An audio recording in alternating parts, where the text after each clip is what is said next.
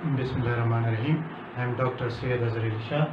In the second lecture of linear algebra, we will study elementary row operations, echelon form of a matrix, reduced echelon form of a matrix, rank of a matrix, basic variables as well as free variables, and at the end of this lecture we will solve some problems. Before moving towards the elementary row operations, first of all, we have to express different representations of linear systems. For example, we have a linear system a1x plus b1y is equal to c1, a2x plus b2y is equal to c2. So this system can be written as ax is equal to b, and here x is equal to a inverse b. So we can use this relation to find the solution. But if the system, the coefficient matrix of the system represented by a is singular, then we cannot proceed by this formula. And so here we will express this system of equation in a new fashion. Before writing the new expression of this system, you have to know about the augmented matrix. What is an augmented matrix? Basically, if we write this system as AB is equal to, the first column of this matrix is representing basically the coefficients of the variable x. The second column of this matrix is basically representing the coefficients of y. On the other side of this vertical line is basically representing the entries on the right side of the system. Then such type of matrix is known as augmented matrix.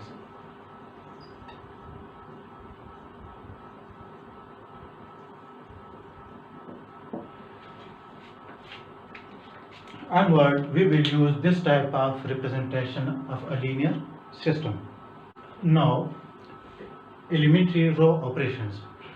Basically, remember, the row operation preserves the solution of the system.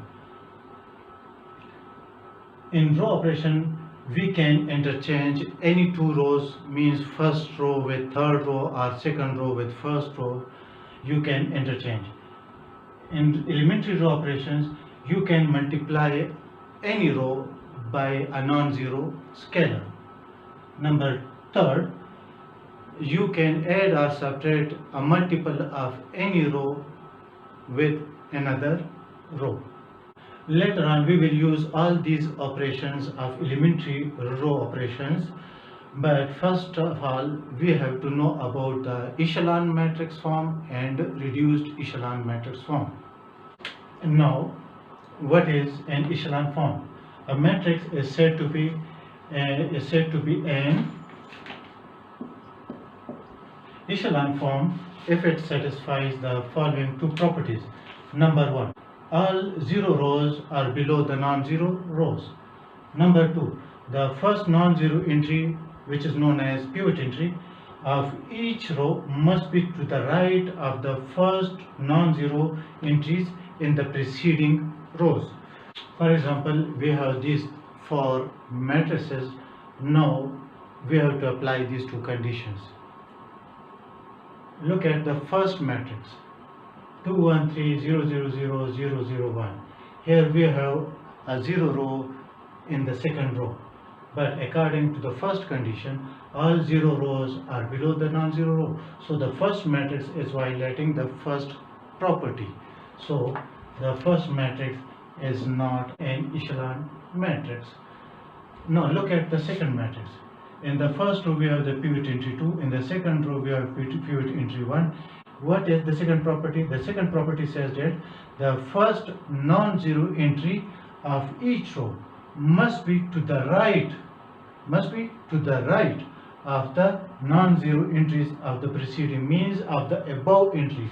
So for echelon matrix, this one should be on the right side of this pivot entry, but here in this case this entry, non-zero entry, lies below the pivot entry of the second row. So this matrix is basically violating the second property. So this matrix is also not an echelon matrix. Now look at the third matrix. In the first row the pivot entry is 2, in the second row the pivot entry is 3, the third row the pivot entry is 1. There is no zero row, so the first condition is okay. And according to second condition, look at the pivot entry in the second row, which is at the right of the preceding pivot entry. Look at the pivot entry in the third row, which is 1, and which is basically at the right of the pivot entry of the second row. So this one is an echelon matrix form. Similarly, if first condition says that all 0 rows are below the non-zero row, here in this matrix we have a 0 row which is at the third place of rows, so that's okay. And the pivot entry in the first row is 1, and the pivot entry in the second row is 1, which is at the right of the preceding pivot entry. So this matrix is also an echelon form. Reduced echelon form has extra 2 properties, which are number third. The third property is the pivot entry of each row must be 1. All the entries in the pivot column except the pivot entry are 0. Now let's apply the 4 properties of reduced echelon matrix on these 3 matrices. In this matrix, the pivot entry is 1 in the first row. In the second row, the pivot entry is 1. But according to fourth property, all entries in a pivot column except the pivot entry is 0. First of all, what is a pivot column?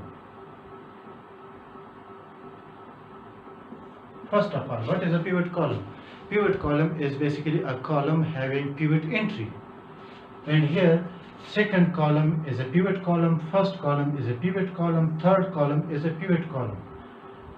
And in the second column, except the pivot entry, all entries are not zeros. But according to reduced echelon form, all the entries must be 0 except the pivot entry. So this one is violating the fourth property. So this one is not an echelon form, reduced echelon form. Now look at this one. Here the pivot entry is 1, the pivot entry in the third column is 1. Here C1 and C3 are the pivot columns, and in these 2 pivot columns all the entries except the pivot entries are zeros, so this one is a reduced echelon form. Similarly, this one is also a reduced echelon form. Another example.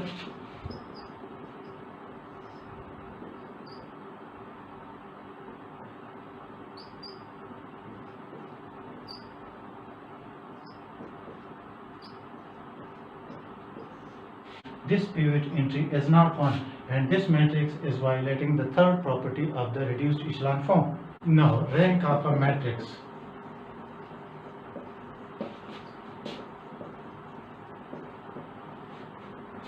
Rank of a matrix is basically the number of independent vectors in a matrix. So it's very difficult, not difficult but laborious to find the independent vectors. So there is a theorem states that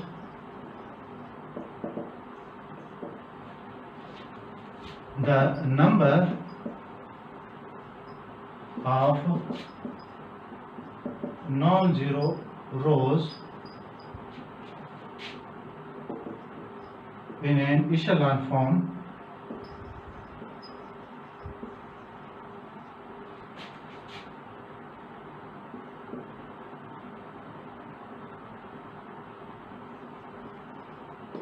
is equal to the rank of a matrix. So the theorem states that the number of non-zero rows in an echelon form is equal to the rank of a matrix.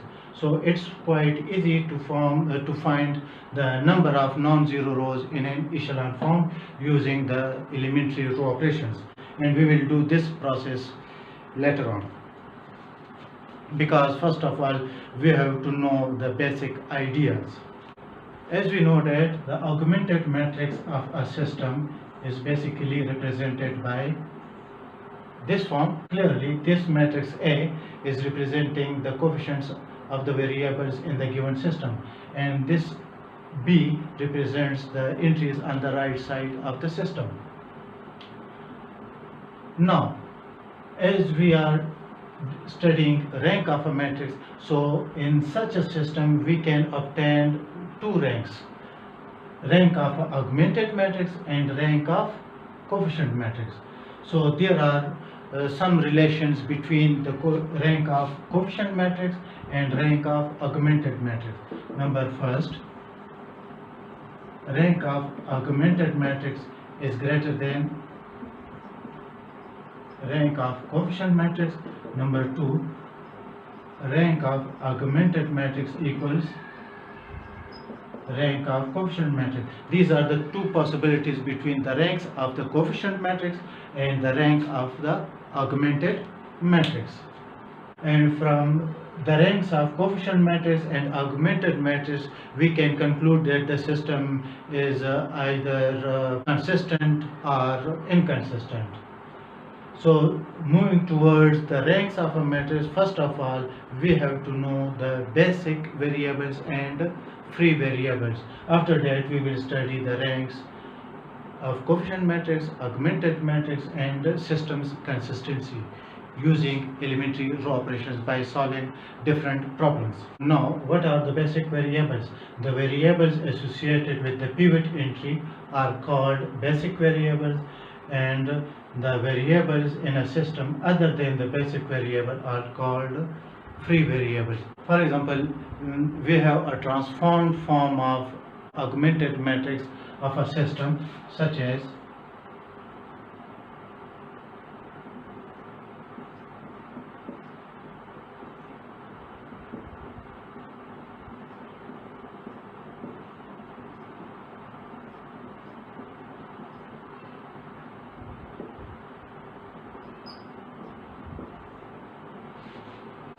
we have a transformed form of augmented matrix like this. Now, what are the pivot entries? In the first row, the pivot entry exists in the first column.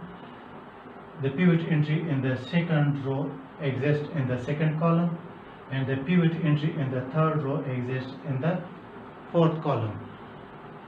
So first column, second column, and fourth column have the other pivot columns. So the variables associated to these columns are called basic variables. So here x1, x2, and x4 are the basic variables, while other than these basic variables, x3 is the free variable. So x1, x2, and x4 are the basic variables, while x3 is a free variable. After this, we are going to solve some problems, and after the solution of some problems we will conclude today's lecture, and we will form a chart to memorize the discussion easily.